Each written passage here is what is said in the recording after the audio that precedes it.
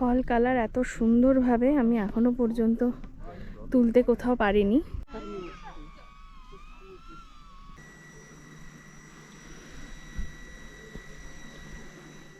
তো আমরা ওই যে মনাশ্রী ওখান থেকে ট্রেল বরাবর হাঁটতে হাঁটতে এখানে এসে পৌঁছেছি।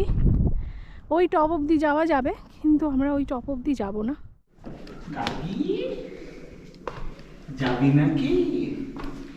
এসো দেখে যাও কি স্পুকি।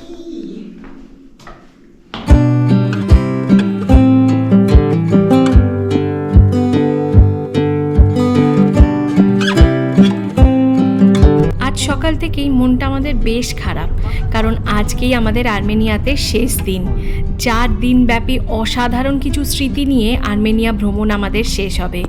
তো সেই ভারাক্রান্ত মন নিয়েই আজকের দিনটা শুরু হলো। আমরা ইয়ারাভান শহরকে সকালবেলায় এক সুন্দর পরিবেশে দেখতে দেখতে এগিয়ে চললাম ইয়ারাভান থেকে 30 কিলোমিটার দূরে থাকা আর্মেনিয়ার একমাত্র গ্রিক রোমান আর্কিটেকচারের আদলে তৈরি গার্নি টেম্পলের উদ্দেশ্যে।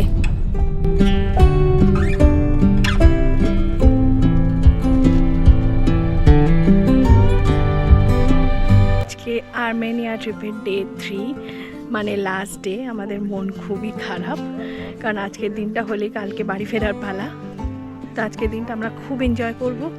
আমরা ফার্স্টে একটা স্পটে যাব, সেটা একটা টেম্পল, সেটা হচ্ছে গার্নি টেম্পল। আর আমরা অলরেডি পৌঁছে গেছি, তো সেটা সম্পর্কে ছোট করে আমি একটু পরে বলে দিচ্ছি। চারিদিকে দেখো কি সুন্দর ফল কালার, খুব সুন্দর লাগছে। আজকে ঠান্ডাটাও একটু কম কালকের থেকে, বাট হ্যাঁ ঠান্ডা নেই একদমই নয়। আমি টুপিটা জাস্ট পরিনি স্টাইলের জন্য।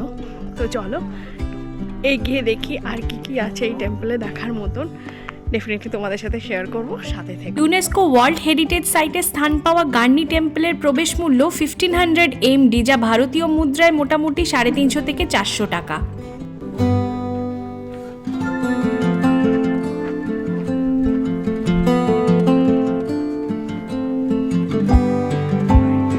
গার্নি টেম্পল কমপ্লেক্সে ঢুকে আমাদের দু চোখ যেন জুড়িয়ে গেল। অসাধারণ রঙের মেলায় যেন প্রকৃতি এখানে সেজে উঠেছে। ফল কালার এত সুন্দরভাবে আমি এখনো পর্যন্ত তুলতে কোথাও পারিনি।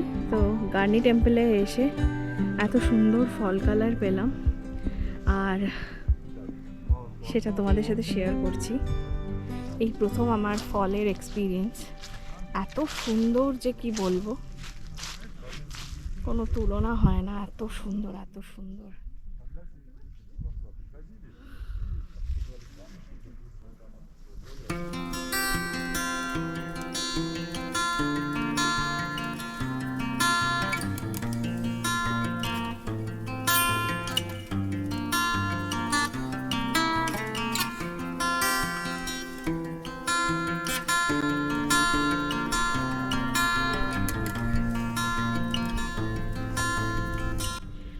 ওই যে গার্নি টেম্পল দেখা যাচ্ছে, এখানে গার্নি টেম্পলের হিস্ট্রিটা একটুখানি বলে দিই। গার্নি টেম্পল বেসিক্যালি হচ্ছে সূর্য দেবতার টেম্পল এখানে। আর এটা যখন প্রতিষ্ঠা হয়েছিল বহু যুগ আগে, আর তারপরে যেটা আর্থকোয়েকে কিন্তু ধ্বংস হয়ে যায়। ধ্বংস হয়ে যাওয়ার পরবর্তীকালে আবার একজন রাজা এটাকে রিকনস্ট্রাক্ট করার পর সেটা যুগের পর যুগ আবহমান কাল ধরে যখন চলে আসার পরে আবার সেটা কিন্তু ক্ষতিগ্রস্ত হয়ে যায় নানান রকম যুদ্ধ বিধ্বস্ত অবস্থার মাধ্যমে গিয়ে। তারপরে রিসেন্টলি 1969 থেকে 76-এর মধ্যে একটা সময় আর্কিওলজিক্যাল লোকজনেরা এটাকে আবার আর্মেনিয়ান গভর্নমেন্টের সাহায্যে এটাকে আবার রিকনস্ট্রাক্ট করে এখনকার যে অবস্থা সেটাতে পরিণত করেছে। তো এটাই হলো ছোটোখাটো হিস্ট্রি। আমি আর হিস্ট্রি বলে ব্লগটাকে বোর করতে চাই না, কোনো জায়গাতেই করিনি। তো সেই জন্য ছোটোখাটো একটা জিস্ট আমি তোমাদের সাথে শেয়ার করলাম। আর জায়গাটা ভীষণ সুন্দর, ভীষণ সুন্দর। আর্মেনিয়া প্রত্যেকটাই মানে আর্মেনিয়ার যে মানে কি বলবো চার্মটা, জিওলজিক্যাল স্ট্রাকচারটা মানে জাস্ট অসাধারণ। জীবনে প্রথমবার এত সুন্দর ফল এক্সপিরিয়েন্স করছি। কি সুন্দর কালার চারিদিকে যে বলে বোঝাতে পারবো না। এই গাছটা জাস্ট দেখো কি সুন্দর। আমি জানি না এটা ক্যামেরাতে কত ভালো আসছে। কি সুন্দর। এই যে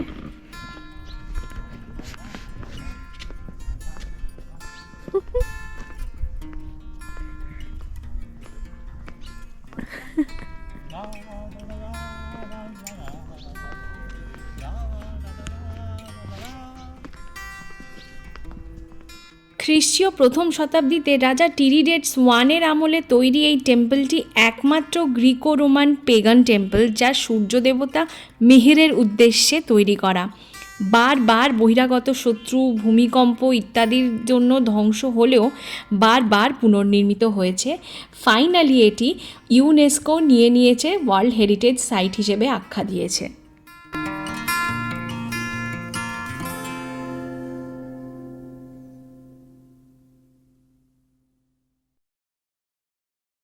এটা হচ্ছে গার্নি টেম্পলের পিছনের দিকটা, ভিউটা জাস্ট দেখো কি সুন্দর।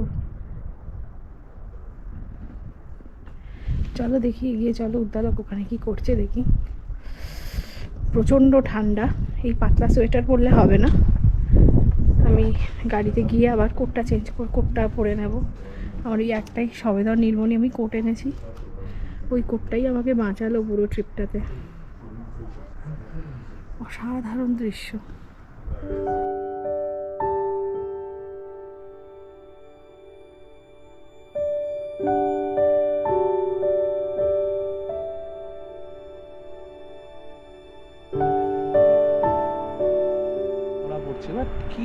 কি দুর্দান্ত পাহাড় ভাই, আলাদাই আকর্ষণ। Let's look at this. পাখি উঠছে, আমরা ভিডিও করছি, পেছনে মন্দির।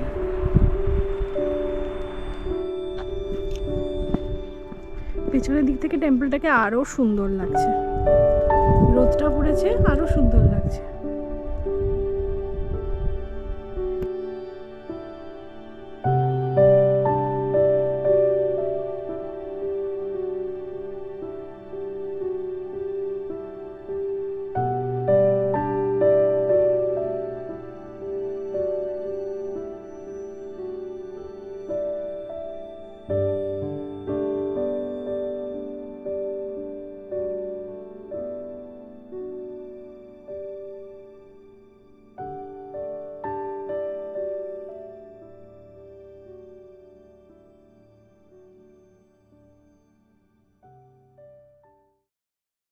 আমরা এখন পৌঁছে গেছি আমাদের পরবর্তী গন্তব্য গ্রেঘাট মনাস্ট্রিতে, যেটা গার্নি টেম্পল থেকে মাত্র 15 থেকে 20 কিলোমিটারের মধ্যেই অবস্থিত। গার্নি টেম্পলের অসাধারণ ফল বিউটি দেখার পরে আমরা নেক্সট ডেস্টিনেশনে এসে গেছি, হুইচ ইজ গেঘাট টেম্পল।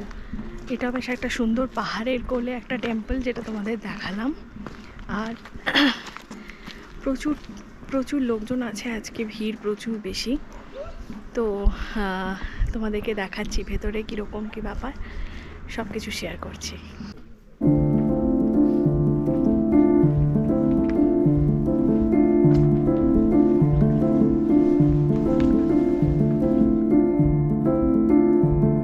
পাহাড় কেটে তৈরি এই মনাস্ট্রি ইতিহাস, স্থাপত্য ও আধ্যাত্মিকতার মেলবন্ধন। এটির মূল অংশ 4th শতাব্দীতে প্রতিষ্ঠিত হলেও বর্তমান কাঠামোর বেশিরভাগই 1300 শতাব্দীর। এটি বর্তমানে ইউনেস্কো ওয়ার্ল্ড হেরিটেজ সাইট হিসেবে সংরক্ষিত। ঝাউ গাছের স্ট্রাকচারগুলো এত সুন্দর, একদম পারফেক্ট ক্রিসমাস ট্রি এর মতন, খুব সুন্দর লাগছে। একটা দুটো ছবিও তুললাম। আমরা আগে বাইরের পোর্শনটা ঘুরে নিচ্ছি, তারপরে ভেতরে যাব। আর এই মানে মাউন্টেনের যে স্ট্রাকচারটা জাস্ট অসাধারণ। দিক দিয়ে একটা ঝর্ণাও আছে, চলো দেখি। একটা সুন্দর ছোট্ট সাঁকো, আর ওই যে ঝোড়াটা দেখালাম, সেই ঝোড়াটা এর মধ্যে দিয়ে চলে যাচ্ছে।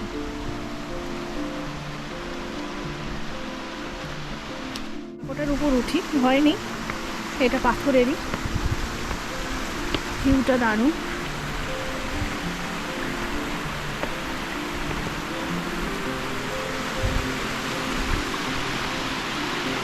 এই যে ঝোড়াটা খুব সুন্দর,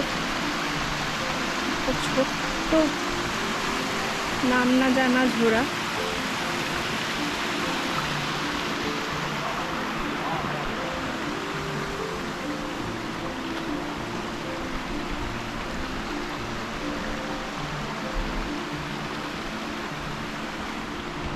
আমরা পিছন দিকটা দিয়ে ঘুরতে ঘুরতে এই সাঁকোটা পেলাম বটে, কিন্তু তারপর দেখলাম এখানে বেসিক্যালি একটা ডাব্লিউসি আছে, মানে ওয়াশরুম।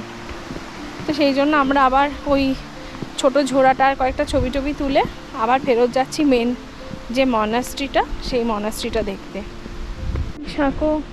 এই সাঁকো টাকোগুলো ঘুরে এখানে একটা ছোট্ট দরজা পেলাম। এই ছোট্ট দরজাটা দিয়ে মেন যে মনাস্ট্রি, ওই মেন মনাস্ট্রির দিকে আমরা এগিয়ে চলছি। এই আর্কিটেকচারগুলো দেখে আমার খালি মনে পড়ছে আমাদের হ্যারি পটারের সব স্ট্রাকচার্সগুলো, এবং বেশ নস্টালজিক হয়ে পড়ছি। এই যে আর্কিওলজিক্যাল রেস্টোরেশনের কাজ চলছে বললাম না, এই যে সমস্ত সিমেন্টের জিনিসগুলো রাখা। দুদিন আমরা বেশ শান্তিতে ঘুরেছি। আজকে যেই শুক্রবার পড়েছে অমনি এখানে দর্শনার্থীর দল। তো আমরা এই মনাস্ট্রিটার ভেতরটাই ঢুকছি, ভেতরের আর্কিটেকচারটা দারুণ।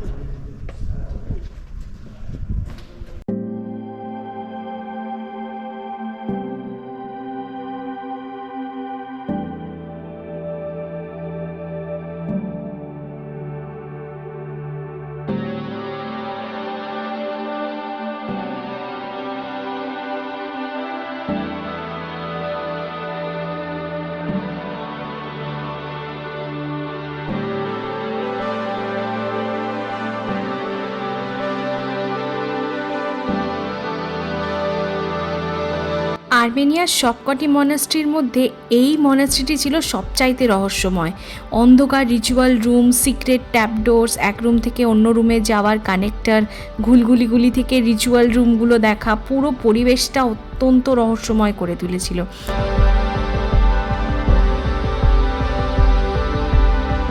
উদ্দালক তো সবকটা প্রকোষ্ঠই ঘুরে ঘুরে দেখেছে, আমি তো এত অন্ধকার ছিল ভয়ে যেতেই পারিনি। এই কারণেই কিছুক্ষণের জন্য আমরা একে অপর থেকে আলাদাও হয়ে গেছিলাম, তারপর ফোন করে দুজনের সাথে দুজনে কানেক্টেড হলাম।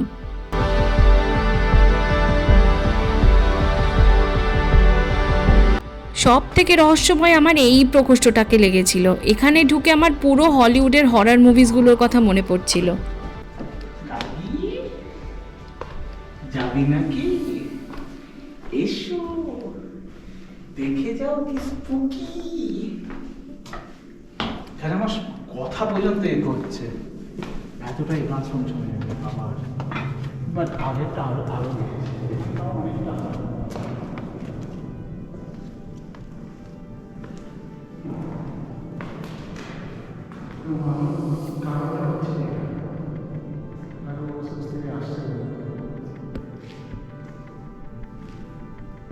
এই রিচুয়াল রুমের একটা কানেক্টর থেকে নিচের ওই রিচুয়াল রুমটাকে দেখা যাচ্ছিল।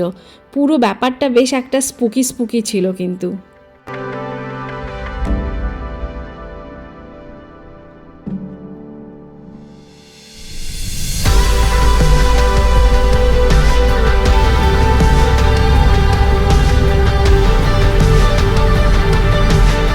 গ্রেঘাট মনাস্ট্রি থেকে বেরিয়ে আমরা এগিয়ে চললাম লেক সেভানের দিকে, আর পথে যেতে পড়ল আর্মেনিয়ার একমাত্র ক্যাসিনো, যার নাম সাংগ্রিলা ক্যাসিনো।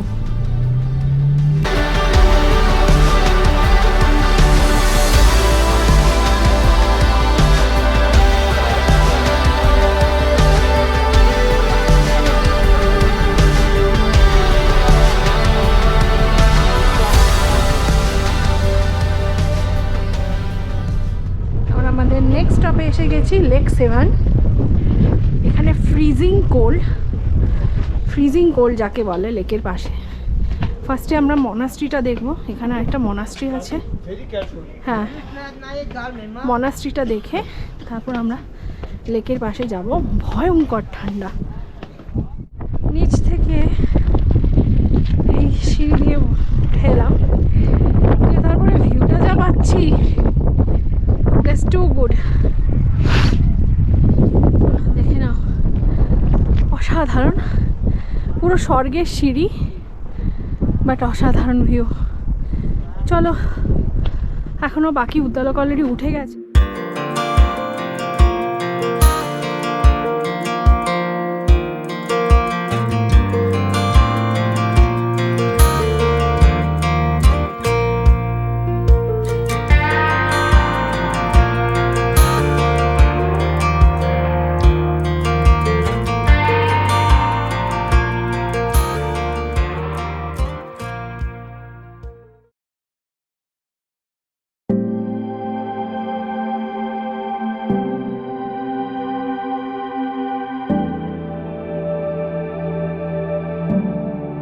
এই হলো the pearl of Armenia, lake সেভান।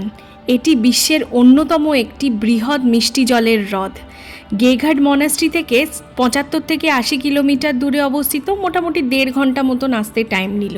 আর এই মনাস্ট্রিটার নাম হলো সেভানভাঙ্ক মনাস্ট্রি। এইখানটা এতটাই ঠান্ডা, আমি আবার ব্যাক টু মাই কোট। আজকে ভেবেছিলাম সারাদিন ওই হালকা হালকা নয়, ওটাও ভারী, ওটাতে ঘুরবো, বাট তারপর আর পারলাম না এখানে নেমে। এখানে এত ফ্রিজিং কোল্ড। সকালে যে দুটো প্লেস দেখেছি তার থেকেও এখানে চরম ঠান্ডা। আমি পুরো একটা মিসম্যাচ আউটফিট পরে আছি, বাট ওকে ফাইন। লেক সেভানের একটা পারফেক্ট প্যানারোমিক ভিউ পাওয়ার জন্য আমরা একটা ট্রেল বরাবর ছোটোখাটো হাইক করে ফেললাম। চলো দেখি এই হাইকটা করে আমরা কোথায় পৌঁছাই আর ওখান থেকে লেক সেভানকে ঠিক কেমন দেখতে লাগে।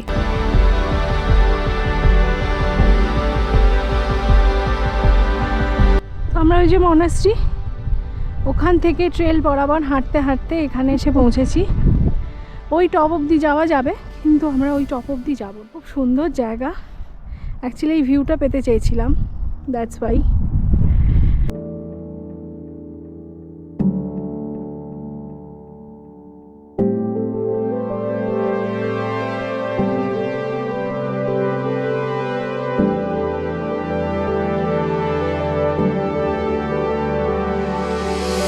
ওই ওপরে, ওখান থেকে নামতে নামতে আবার নিচে নেমে এসেছি। অসাধারণ ভিউ। এই সেভানভাঙ্ক মনাস্ট্রিটা ভীষণই ছোট কিন্তু খুব সুন্দর। শোনা যায় এটি 874 খ্রিস্টাব্দে প্রিন্সেস মারিয়ামের দ্বারা প্রতিষ্ঠিত হয়।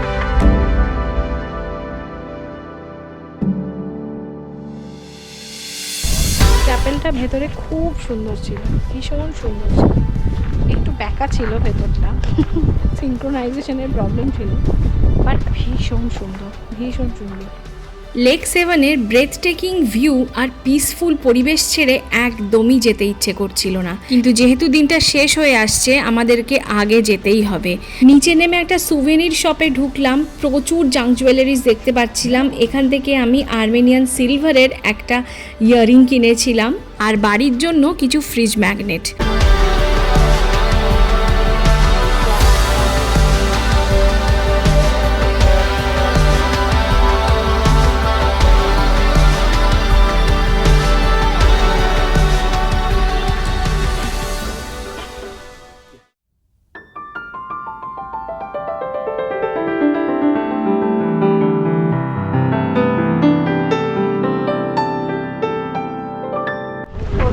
অসম্ভব সুন্দর ভাই, অনেক ক্যালিবার ফ্রিজিং কোল্ড ওয়াটারে কেউ একজন স্নান করছে। অবশ্য এখানে বোট করা যায়, কিন্তু আমাদের কাছে আর্মেনিয়ান দাম একটু শর্ট পড়েছে, তাই জন্য আমরা চিন্তায় পড়ে গেছি করবো কি করবো না। But it's worth it because 4-5টা ঢাকা, সেটাতেই আমি খুব ইন্টারেস্টেড ছিলাম যে ঠান্ডাটা লাগবে না। ওপরে যে বলছিলাম যে ঠান্ডা লাগবে, বাট 4-5টা ঢাকা দেখে আমার খুব ইন্টারেস্ট জাগলো আর কি। একদম টুরিস্টই করলো স্টার। তো ফাইনালি আমরা একটু দরদাম করলাম। হ্যাঁ, 10,000 আর্মেনিয়াম দাম বলছিল দুজনের জন্য 20 মিনিটস। তো আমরা একটু দাম টাম করে 8,000-এ নামিয়েছি। আর উনে গেছেও দেখলাম যে চলছে, তো সেই জন্য আমরা ফাইনালি ডিসিশন নিলাম। ও এরকমও পাওয়া যায়? No, it's okay. না, ইটস ওকে, থ্যাংক ইউ। এরকম খাবার দাবারও পাওয়া যায় এখানে। তো ফাইনালি আমরা এরকম একটা গাড়িতে বোটে চড়ে 20 মিনিট রাইড করব। তারপর বেঁচে থাকলে দাঁড়া আমি আগে গুড এবার আমরা তাহলে লেক সেভেনে পাড়ি দিচ্ছি। হ্যাঁ, জানি না, আমি আরও নাক মুখে চাপা দিয়ে দেবো, দেখা যাক। এই হচ্ছে আমি পিছন দিকটাই বসলাম, আর কারণ হচ্ছে ভিউটা পাওয়া যাবে। নীল জল এরকম লাস্ট এনজয়মেন্ট আমরা লাস্ট পেয়েছিলাম বোধহয় বুসানডামে।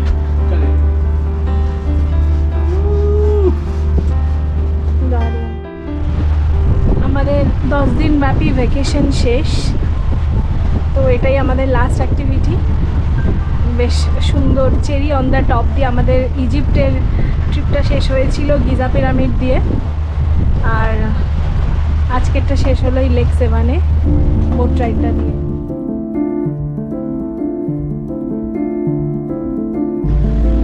ওই যে পিছনে মনাস্ট্রিটা দেখা যাচ্ছে আমরা যেখানে গেছিলাম।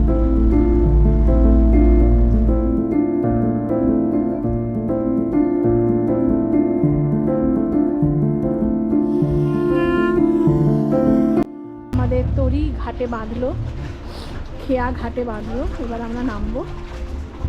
ইনি আমাদের লাস্ট 3 দিনের ড্রাইভার দাদা আরমান ভাই। এত ভালো মানুষের দেখা বেড়াতে গিয়ে খুব কম পেয়েছি। ভীষণই শান্ত, ভদ্র, ধৈর্যশীল এবং একজন উপকারী মানুষ। একটা ছোট্ট ঘটনা বলি, আমি প্রথম দিন ভীষণ কাশছিলাম। আরমান ভাই সেটা নোটিস করে ওনার ডাক্তার কন্যার থেকে ওষুধ জেনে সেটা নিজে কিনে নিয়ে এসে আমাকে দেন, এবং সত্যি ওই ওষুধের কাজও হয়েছিল। জীবনে কোনো দিনও ওনাকে ভুলতে পারবো না। আরমান ভাই আমাদেরকে শেষবারের মতন রিপাবলিক স্কোয়ারে নামিয়ে দিয়ে চলে গেলেন। রিপাবলিক স্কোয়ারের কাছেই একটা শাওয়ারমা দোকানে ঢুকে আমরা শাওয়ারমা ওঠালাম বাড়িতে গিয়ে খাবো বলে। আর ভিডিও তোলার এক্সাইটমেন্টে আমি দোকানটার নাম তুলতে ভুলে গেছি, এখন আর মনে পড়ছে না একদম। আর্মেনিয়ায় ইউরোপিয়ান স্টাইলে রাস্তার মাঝে মাঝে কিন্তু প্রচুর খাবার দোকানে আছে। তো তার মধ্যে একটা হলো দ্য পঞ্চিক। এখানকার হট চকলেট ক্যাপুচিনো জাস্ট ফাটাফাটি। আমরা এখান থেকেও কিছু খাবার দাবার তুললাম, সমস্ত কিছু পরে দেখাচ্ছি। তো তোমরা গেলে পঞ্চিকের হট চকলেট কিন্তু ডেফিনেটলি ট্রাই করো।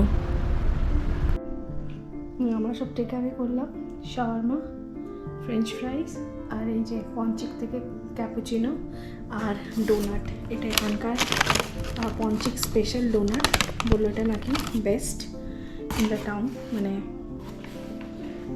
রিসার্চ করেও জেনেছি, তো সেই কারণে এগুলো তুলে আনলাম।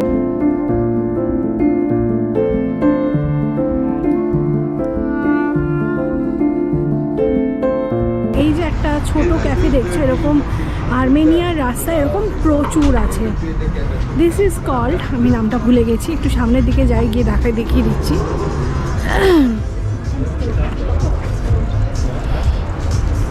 This is cold coffee house.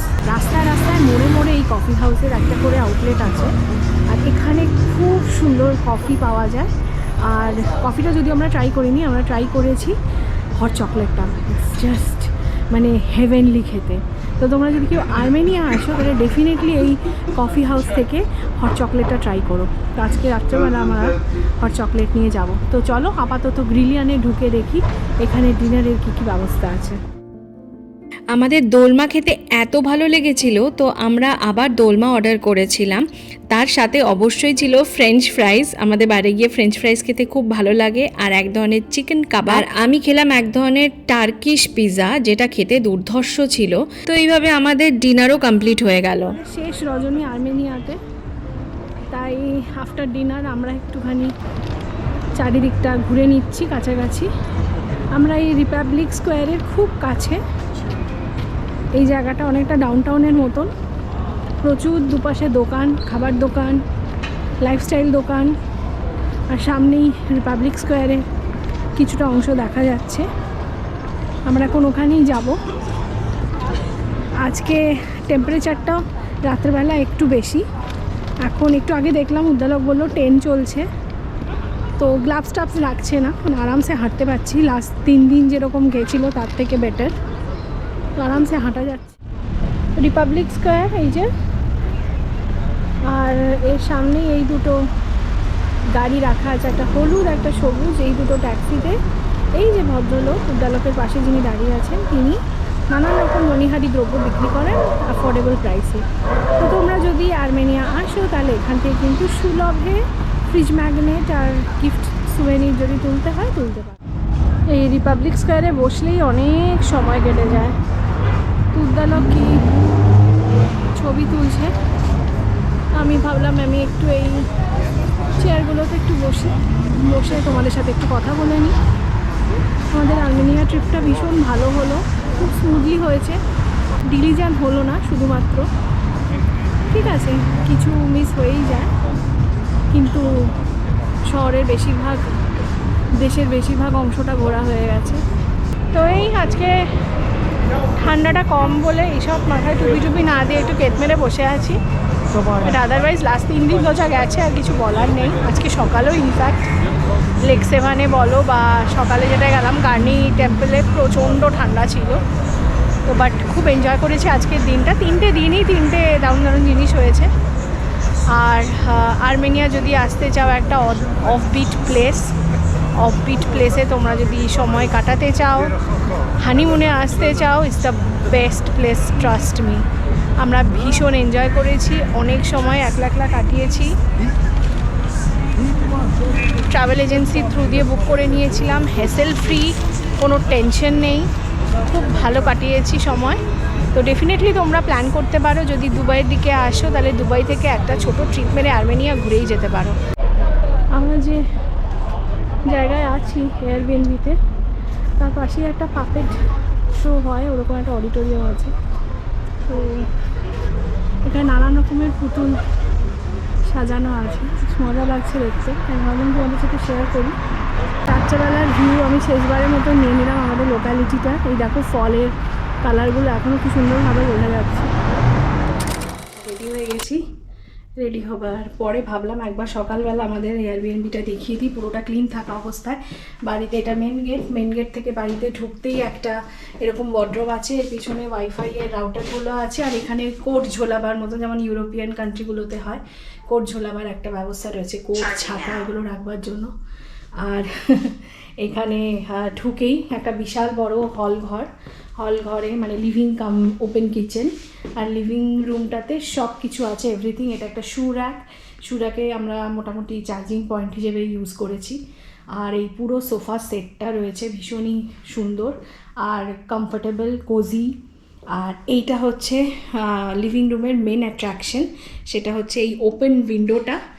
আর এখানে একটা বসার জায়গা রয়েছে, একটা সেন্টার টেবিল রয়েছে, চাইলে এখানে বসে খেতেও পারো, এনজয় করতে। আর এখান থেকে ওপেন কিচেনটা খুব সুন্দরভাবে দেখা যায়। ওপেন কিচেনে সব কিছু আছে, এভরিথিং, মানে কুকিং ইউটেন্সিল থেকে শুরু করে ক্রকারিজ, তারপরে তোমার কাটলারি সেট, এভরিথিং আছে। একটা বড় ফ্রিজ আছে, ওয়াশিং মেশিন আছে। আর এখানে হচ্ছে সমস্ত ক্রকারিজগুলো এগুলোতে আছে, এগুলো আর খুলে দেখাচ্ছি না। ইলেকট্রিক কেটেলটা খুব হেল্প করেছে, কফি মাগস পর্যাপ্ত পরিমাণে আছে, এগুলো আমাদেরকে খুব হেল্প করেছে। আমরা ইউজ করেছি, আবার ধুয়ে মুছে সব কিছু রেখে দিয়েছি। এটা হচ্ছে ওয়াশরুমে একটা বিশাল বড় আয়না, আর স্নান করার জায়গা আলাদা। আমি আর কোমর পোর্শনটা দেখালাম না। এখানে শ্যাম্পু, সাবান আর হ্যান্ড সোপ এভরিথিং আছে। এটা হচ্ছে একটা বেডরুম। এই বেডরুমটা মোস্টলি আমরা জিনিসপত্র ডাম্প করেছিলাম, সব কিছু গুছিয়ে গাছিয়ে আবার ঠিক করে ফ্রেশ করে দিয়ে চলে গেছি। আর উইন্ডো থেকে একটা সুন্দর ইয়েলেভেনের সিটি ভিউ আছে, রুম হিটার রয়েছে, ওয়ার্কিং ডেস্ক, একটা ওয়ার্ড্রোব ছোটোখাটো, আর আয়রন করার জিনিস, আর সুন্দর একটা মানে লাইটিং অ্যারেঞ্জমেন্ট। ভীষণ সুন্দর একটা কোজি রুম আর কি। মোস্টলি এটা সম্ভবত চিলড্রেন রুম হিসেবে ইউজ করা যেতে পারে। আর এটা হচ্ছে মাস্টার বেডরুমটাও পর্যাপ্ত পরিমাণে ওয়ার্ড্রোব রয়েছে, ছোট 2টো বেড টেবিল রয়েছে, একটা ক্রিব রয়েছে, একটা সুন্দর কমফোর্টেবল কোজি বেড রয়েছে। আর কমফোর্টারটাও ভীষণ কমফোর্টেবল, সাথে হচ্ছে গিয়ে লাইটিং অ্যারেঞ্জমেন্ট সুন্দর, আবার একটা ইয়েও রয়েছে, কি বলে, বেড সাইড টেবিল লাইটও রয়েছে। আর এটা একটা মিরর সহ একটা ওয়ার্ড্রোব, বিশাল বড় জায়গা, এর মধ্যে সমস্ত কিছু ছিল আর কি। মানে তোমাদের বেড লিনেন থেকে শুরু করে এভরিথিং এর মধ্যে ছিল। আর এটা একটা বেবি ক্রিব, এটা একটা বিশাল উইন্ডো উইথ সিটি ভিউ। আর এটা তো বারান্দা, আগেও দেখিয়েছি আর কি, ভীষণ সুন্দর। আর এখানে কিন্তু তোমরা যদি কেউ কাপড় কাচতেও চাও তাহলে তার জন্য একটা ভালো ক্লোথ ড্রাইং র্যাকও আছে। এই ভীষণ সুন্দর একটা এয়ারবিএনবিতে আমরা ছিলাম কটা দিন, একদম নিজের বাড়ির মতো। ব্যাস আমাদের ট্রিপ এখানেই শেষ। আমরা সকালবেলা ইয়ান্ডাক্স ট্যাক্সি ধরে আর্মেনিয়ার এয়ারপোর্টে মানে ইয়েরেভান এয়ারপোর্টে পৌঁছে গেছি, প্রায় মানে এয়ারপোর্টে ঢুকছি এখন। এয়ারপোর্টে পৌঁছে গেছি। আচ্ছা, এটাতে একটা বেশ ফানি ব্যাপার আছে। এটা না আমাদের বারান্দা থেকে এই স্ট্রাকচারটা দেখা যাচ্ছিলো, ঠিক আছে। আজকে সকালবেলায় উদ্দালককে বললাম, আচ্ছা এই স্ট্রাকচারটা না দেখা যাচ্ছে, এটা কী বলো তো, এটা তো আমরা যাতায়াতের পথে দেখলাম না। উদ্দালক বললো হ্যাঁ, স্ট্রাকচারটা দেখে না খুব চেনা চেনা লাগছে, মনে হয় যাতায়াতের পথে আমি দেখেছি, তুমি হয়তো খেয়াল করনি। তারপরে এইখানে এসে রিয়েলাইজ করলাম এটা অ্যাকচুয়ালি এয়ারপোর্টই ছিল, তো এটা খুব ফানি লাগলো। আর এই লাস্ট টাইমের মতন ইয়েরেভান সিটিকে দেখে নাও। আমরা এখন এয়ারপোর্টের সামনে। ইয়েরেভানের এয়ারপোর্টটা একটা পুচকে এয়ারপোর্ট, ভীষণ সুন্দর। আর এখানে একটু ক্যামেরা ভিডিও করা নিয়ে একটু স্ট্রিক্টনেস আছে, তো সেই জন্য সব কিছু ভিডিও তোলা যাবে না। আমি 1-2টো ভিডিও তুলতে গিয়ে কিন্তু বাধাপ্রাপ্ত হয়েছি।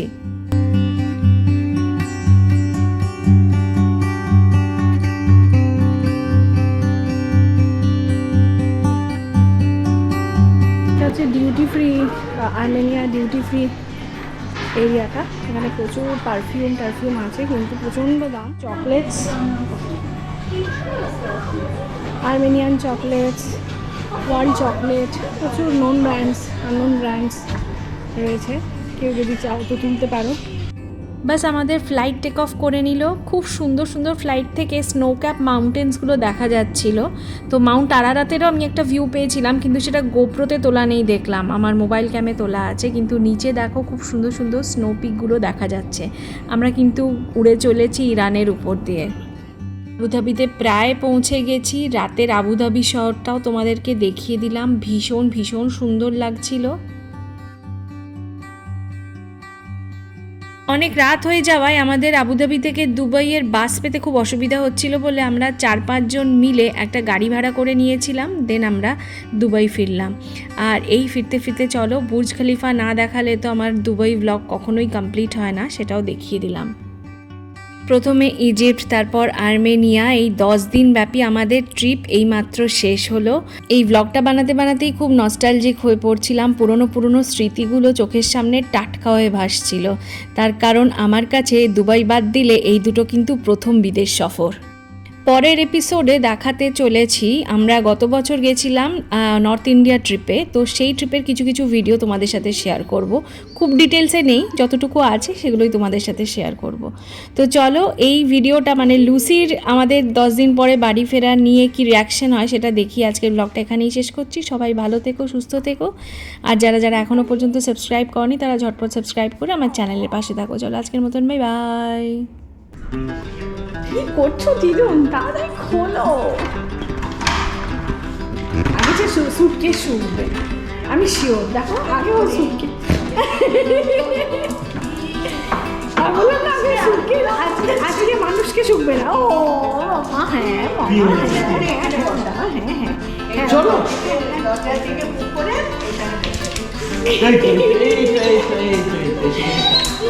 calm down. আচ্ছা চল। আজ যাবো না কোথাও। হয়ে গেছে এভরিথিং ডান। হয়ে গেছে ডান। চল না